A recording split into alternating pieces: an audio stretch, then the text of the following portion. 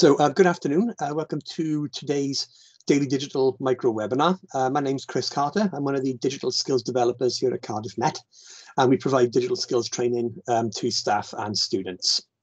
For today's Daily Digital Micro session, we're just going to be looking at some pitfalls to avoid when using social media.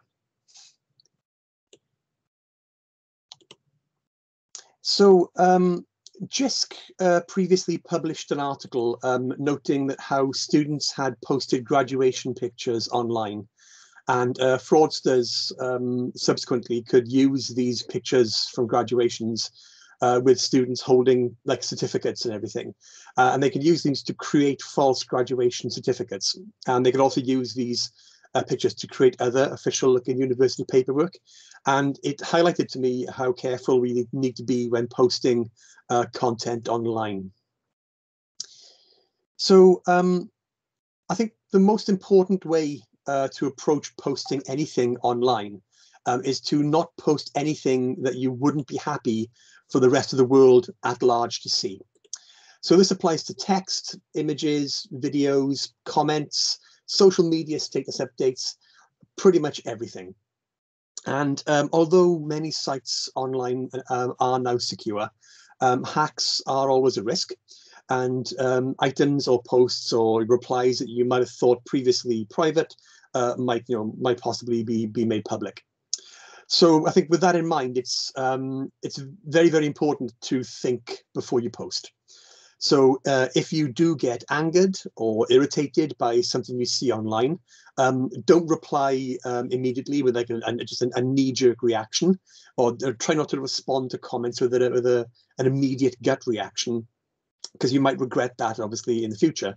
So try and offer any kind of like responses in a calm and measured manner.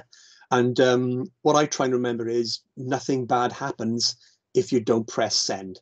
So always make sure that you are very careful in what you put out there. And even though some platforms will allow you to go back and edit comments or delete comments or replies, there's no guarantee that your comment or reply hasn't already been screen grabbed somewhere or otherwise stored elsewhere, especially if you've made a comment that is particularly inflammatory or controversial. So it's very much a good idea to practice the same kind of behavior online as you would in real life. And by that, I mean things like treating others as you yourself would wish to be treated. Try not to harass anybody or bully anybody anonymously or otherwise. And obviously avoid posting anything untrue, any untrue allegations or accusations, anything like that. You also need to be wary of spreading false or incorrect information or incorrect news. So don't just blindly share tweets or Facebook posts.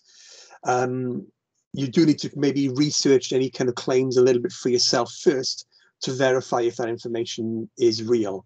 Unfortunately, a lot of social media nowadays is flagging up this kind of advice before you make posts as well. But it's definitely something worth keeping in mind. There's a lot of the same thing applies as well when you're posting images.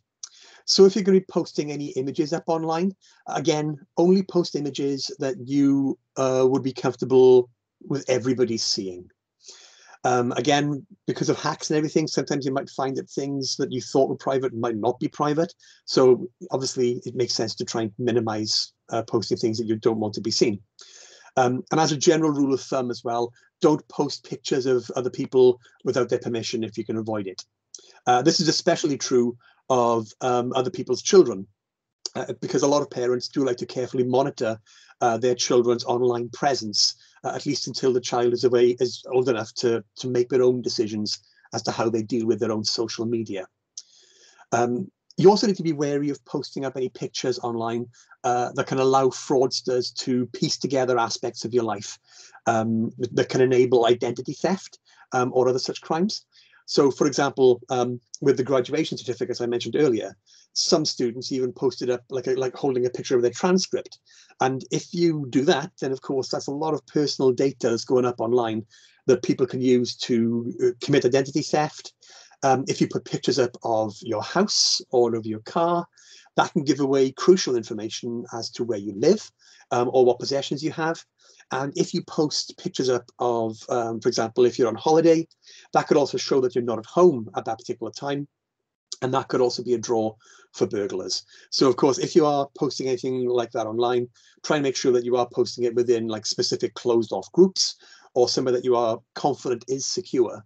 Because again, you can never be too careful.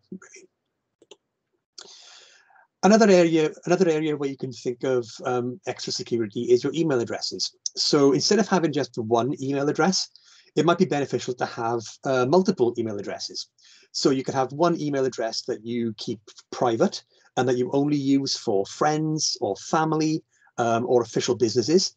And then you can have another email address or multiple email addresses that could be used for posting on forums or social media platforms, or even for like online shopping, that sort of thing.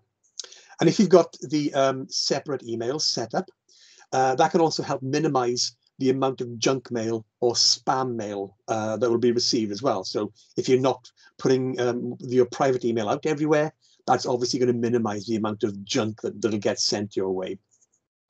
Another advantage of having these different email addresses is that your private email addresses can look a bit more professional. So you can have it be your full name or however you want to put it out there.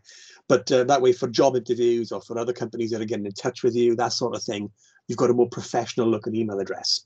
Whereas if you've got like a general online account that's going to be specifically meant to catch spam or junk, you can use a nickname email or a more informal or a more flippant email address there. So that's worth bearing in mind. Another point to consider with your email is to be wary of phishing scams that are going to try and elicit data from you. So when you do get emails that look suspicious, make sure to look out for grammatical errors, make sure to look out for companies that are using older, out-of-date logos, and look out for suspicious links in email as well. So you can look for suspicious links by hovering your mouse over the hyperlink before clicking it, and that'll show you where that link's going to go. And then you can look for suspect domain names or things that just don't look legit or look a bit incorrect there. So there are some useful resources online that we can look at, which I'm going to just quickly demonstrate here for you. So we've got three that I'm going to look at today. We've got the saferinternet.org.uk. We've got the haveibeenpwned.com, which is great for checking if your data is part of any data breaches. And we've also got the Jisc online guides. So I'm just going to share my screen with you guys to show you some of these options here.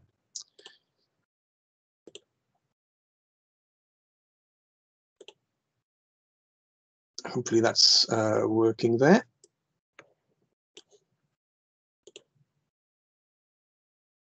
That doesn't seem to be showing the screen. Okay, here we go. Yeah, right. So so this is the UK Safer Internet Centre. So they've got various guides and resources here, and they've got a social media guide down under guides and resources. And this will give you lots of information on Instagram, Facebook, TikTok, and other social media. And it tells you what kind of safeguards are in place that you can use to kind of like basically keep your data and keep your experience of these sites nice and safe, really. So there's a checklist you can follow as well. And these are really good ways of making sure that you know what facilities are available for you on social media to keep you nice and safe. The Jisc online safety. This is a really good one for organizational stuff. So within universities, it's very handy to have this because it gives some really good information for lecturers and staff, how best to safeguard students, but there's also support for students as well. So the Jisc online resource is really useful, and I'll put a link to all of these in the comments at the end. And then finally, the one that's particularly useful is Have I Been Pwned? So pwned is sort of like an internet speak for owned, which is sort of internet speak for, had you been beaten by somebody on the internet, essentially. And this is a good way to check if your email or phone data is part of a data breach online. So I've got here, for example, this is an old email address of mine from years ago. This is now gone, so I don't mind having this made publicly available. But you can put your email address into this website, and you can click on the button, and it'll check to see if that email address is used in any data breaches. And it'll tell you as well then where those breaches have come from. So I can see here that this email address was part of a data breach back in 2019. It was part of a data breach on MySpace in 2008. So it tells you what kind of data was gone as well. So in this case, for example, email addresses, passwords, and usernames were taken. So if you do find that your email address is part of this, this is an excellent prompt for you to go and either change your email address or change your password or enable two-factor authentication or anything like that that'll increase the security of your account. So this is an excellent way to check and make sure that your data hasn't been breached there. And there's also a load of information on this website as well with safety tips about how to keep yourself safe online.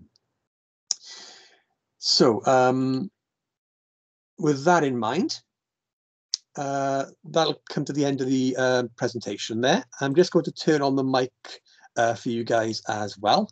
So before I finish up and get this session put away, does anybody have any questions?